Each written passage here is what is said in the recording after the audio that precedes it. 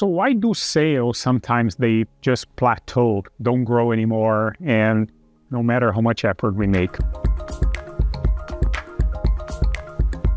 Well, let's look here. Click here the subscribe button, set up the alert. If you like the content of this video, click the like button to let us know, please. Thank you. So here, what typically happens that is very puzzling to people is that they look at some initial success and say like, hang on a second, we have a very competent execution. Obviously, there's an appetite in the market. People bought what we had to sell. And then how come we're not selling more? Because we should, like we look at the projections, we had that initial success, and then instead of things going like this, they went like this, right? So what happened and what are the reasons why sales may just plateau at a certain level and not break through that plateau anymore where we thought it should go? Well, we have to think about a few things about that initial success. I think it's really important to put the initial success under the microscope for a few different reasons. Sometimes there's in popular culture, right? There's that saying that people talk about beginner's luck. Well, I personally don't think it's ever a situation of luck, but you may have a specific alignment of factors that do not replicate over time. And that would characterize almost like what a beginner's luck would be. It's like, okay, in very unique situations, we experience the success, but some of these conditions are not present anymore, right?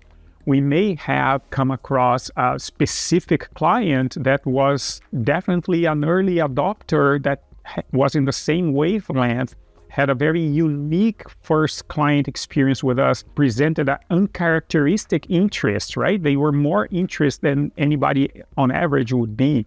And they presented an understanding. So sometimes that happens, right? I mean, it's not common, but sometimes it does happen, right? We just have somebody that is more interested than the average. And we end up meeting these people early in the process and we make a sale. I say, hey, you see, what evidence? We already made a sale here, even without making that much effort. So therefore, it should continue. But sometimes it may just be that we got the right person at the right time. So sometimes there also may be that there is a unique person at the buyer or at the seller that has a very unique drive and goodwill at the time, right? Oh, we met that person, we had a really good rapport. That person had a special understanding because they had an experience in the past that made what we're trying to sell them especially valuable, right? That could be almost considered luck, right? Yeah, in the past, that experience they had made them more sensitive and more receptive to buy what we're trying to sell to them. And so these people closed a certain perception gap in terms of the value we offer and we're asking them to pay. And sometimes there's just this critical mass. It's the right moment. Let's say you go to a trade show, you do a product demonstration, and somebody's so interested that they close the deal in the moment, and somebody else sees that, say, yeah, that's a good enough. Sometimes you have people get excited and do something together with other people. So anyways, I don't know. I'm just saying a few different things of why sometimes it could be what could be interpreted as initial beginner's luck. It has nothing to do with luck. It just means that some things happen at the right time. But still, they bought, right? If they bought, there is reason, because people are smart and they're careful with their money. So it's just not out of nowhere. We have to be very careful not to confuse the reasons we think are the reasons of why they bought with the actual reasons of why they bought. And who's the best person to tell us that is the person who made the purchase, because they made the decision, they put their money there, right?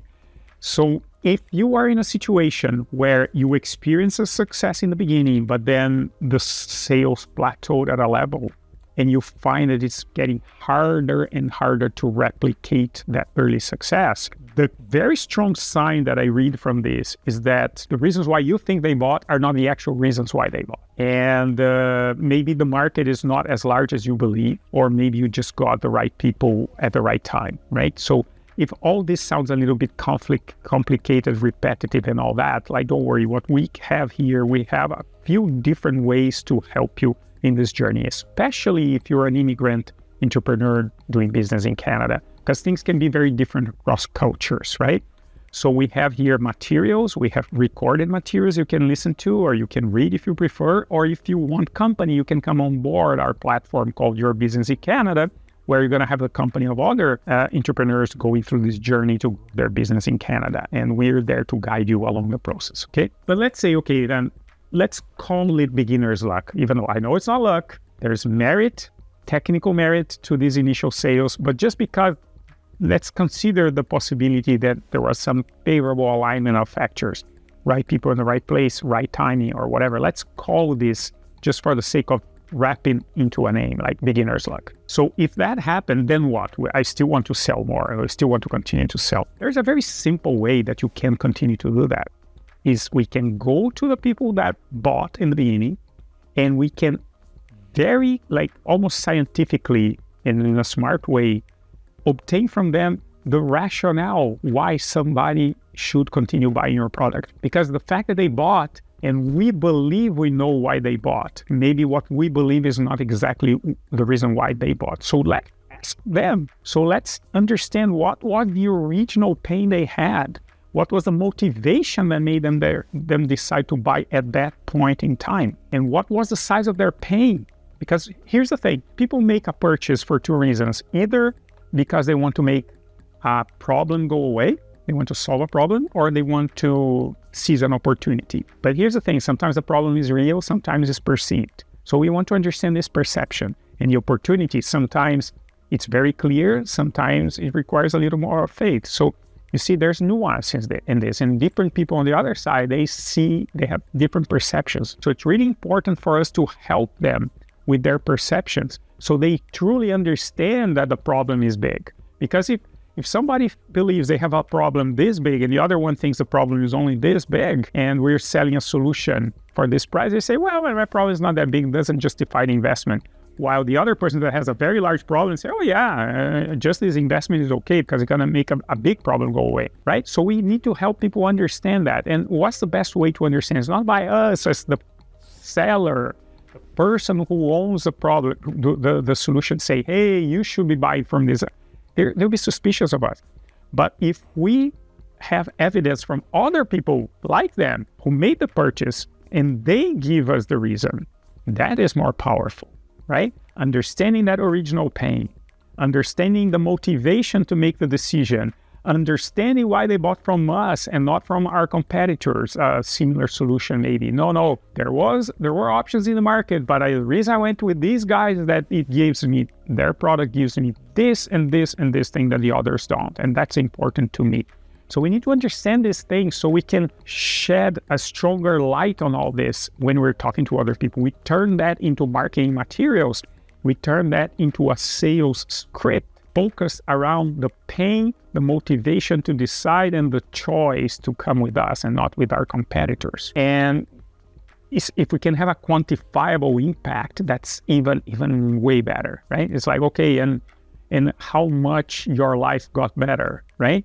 Created me an opportunity of X dollars, or it reduced my cost or my risk of that happening. I sleep at night because now I have that, right? I joke, it's like the smoke detector in the house. You cannot quantify, okay, and how much cheaper your life got and how much better because you have a smoke detector. No, but you know the smoke detector, when it's functioning, if there is a fire in the house, then people are going to get out safely. So it's, again, you cannot even quantify the benefit when people bought the product, but the peace of mind is the benefit. So we need to make that benefit very real. And we make it real with numbers, we make it real with situations, with scenarios, or with something that was avoided that needs to be very real for them, right? Again, we're not trying to manipulate people here, but we're trying to help people understand what's the size of their potential true problem. Because if they do have a problem and we can make it go away, it's good for everybody. It's good for us who are making the sale, but it's good for them that is like, oh, Jesus, I didn't even know my problem was that big, and thank God for bringing it up. And, I only pay you this, and I made a potential much larger problem go away. So it's good. We can look at sales as a way to help people, right? Not to take advantage. It's the other way. We're in the sales business to trying to help people identify that the size of their problem is relatively large and the cost of our solution is relatively low. That's how we sell, right? It has to make sense for everybody. And then our communication has to be wrapped in that way too. It's not about the features of our product. Oh, my product can do this, my product is bad. People don't care about our product. They care about their problems, right? It's like our communication needs to have the focus, right? And they look at other people similar to them to say, yeah, oh, this thing with my neighbor, that worked great, I'm gonna do it. And then what we do to build a sales process, a sales team, and a sustainable sales over time is that we need to have that surgical effort to find more cases like this use case of the person that bought us in our beginner's luck stage. In other words, our early adopters, our first clients. How can we replicate that? How can they even buy more? Or how can we find other people like them? And there are many channels, right? We can go to industry associations, we can go to events, we can do direct visits, we can look for sector publications. But like, if you're looking for numbers, you're not calling one person at a time, you can go to these clusters of people that you believe are going to have similar problems. And that's how do people get together. It's conventions, conferences, seminars, industry associations. They read the same publications and all that. And that's how we turn that early beginner's luck into a sustainable sales, right? That's how we scale the business, and we're not trapped into this sales plateau that doesn't grow anymore, right? It's having that discipline to understand what worked and clarifying that message and making the message reach more and more people. And that's it. And then we repeat. We expand each dimension of the solution we have. Okay, this guy bought because of this. Okay, he bought this. So now the other one's going to buy it because of that. Or maybe it's a different type of client. So a client may have had 3 different reasons why they bought. And maybe we don't find somebody else that has the same 3 reasons to buy, but then we can go one reason at a time and creating these different clusters of potential clients and then applying sales routine.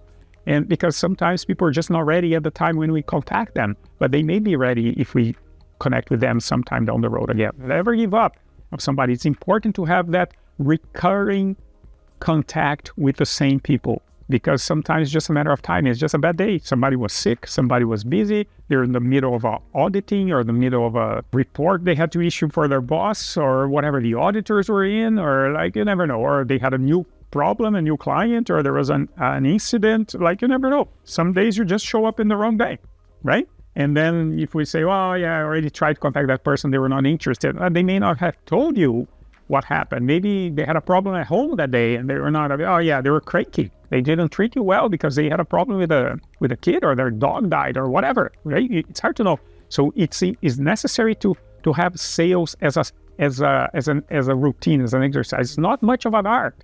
Really, it's more of a discipline, right? And having empathy for the problem that the other side has, and being honestly interested in solving their problem on their behalf, right? And if we are in business doing this, if sales for us is about helping other people solve their problem, these are the best salespeople, right? And there are a few more videos here about this topic for you. Have a good one.